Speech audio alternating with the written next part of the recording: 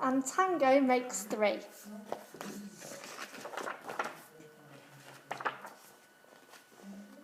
In the middle of New York, there is a great big park called Central Park. Children love to play there. It has a toy boat pond where they can sail their boats. It has a carousel to ride on in the summer and an ice rink to skate on in the winter. Best of all, it has its very own zoo. Every day, families of all kinds go to visit the animals that live there. But children and their parents aren't the only families at the zoo. The animals make families of their own. There are red panda families with mothers and fathers and furry red panda cubs. There are monkey dads and monkey mums raising noisy monkey babies. There are toad families and toucan families and cotton-top tamarin families too. And in the penguin house, there are penguin families. Every year at the very same time, the girl penguins start noticing the boy penguins, and the boy penguins start noticing the girls. When the right girl and the right boy find each other, they become a couple. 2 penguins in the penguin house were a little bit different. One was named Roy and the other was named Silo. Roy and Silo were both boys, but they did everything together. They bowed to each other and walked together. They sang to each other and swam together. Wherever Roy went, Silo went too. They didn't spend much time with the girl penguins, and the girl penguins didn't spend much time with them. Instead, Roy and Silo wound their necks around each other. Their keeper, Mr. Gramsay, noticed the 2 penguins and thought to himself, they must be in love. Roy and Silo watched how the other penguins made a home, so they built a nest of stone for themselves. Every night, Roy and Silo slept there together, just like the other penguin couples. And every morning, Roy and Silo woke up together.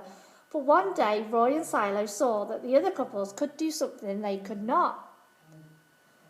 The mummy penguin would lay an egg. She and the daddy penguin would take turns keeping the egg warm until finally it would hatch, and then there would be a baby penguin. Roy and Silo had no egg to sit on and keep warm. They had no baby chick to feed and cuddle and love.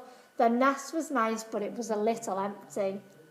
One day, Roy found something that looked like what the other penguins were hatching, and he brought it to their nest. It was only a rock, but Silo carefully sat on it and sat. And sat.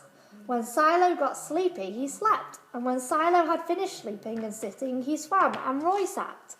Day after day, Silo and Roy sat on the rock, but nothing happened. Then Mr. Gramsay had an idea. He found an egg that needed to be cared for, and he brought it to Roy and Silo's nest.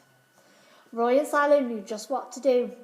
They moved the egg to the centre of their nest. Every day they turned it, so each side stayed warm. Some days Roy sat when Silo went for food. Other days it was Silo's turn to take care of their egg. They sat in the morning and they sat at night. They sat through lunchtime and swimming time and supper.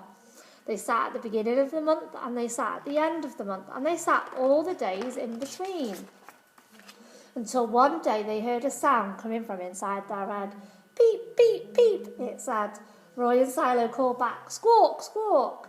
Peep, peep, answered the egg. Suddenly, a tiny hole appeared in the eggshell, and then, crack! Out came their very own baby. She had fuzzy white feathers and a funny black beak. Now Roy and Silo were fathers.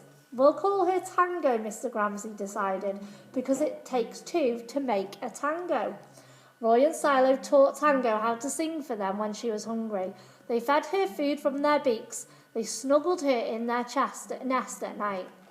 Tango was the very first penguin in the zoo to have 2 daddies. Soon Tango grew strong enough to leave the nest. Roy and Silo took her for a swim, just like all the other penguin families. And all the children who came to the zoo could see Tango and her 2 fathers playing in the penguin house with the other penguins. Hooray, Roy! Hooray, Silo! Welcome, Tango! They cheered. At night, the 3 penguins returned to their nest. There they snuggled together, and like all the other penguins in the penguin house and all the other animals in the zoo and all the families in the big city around them, they went to sleep.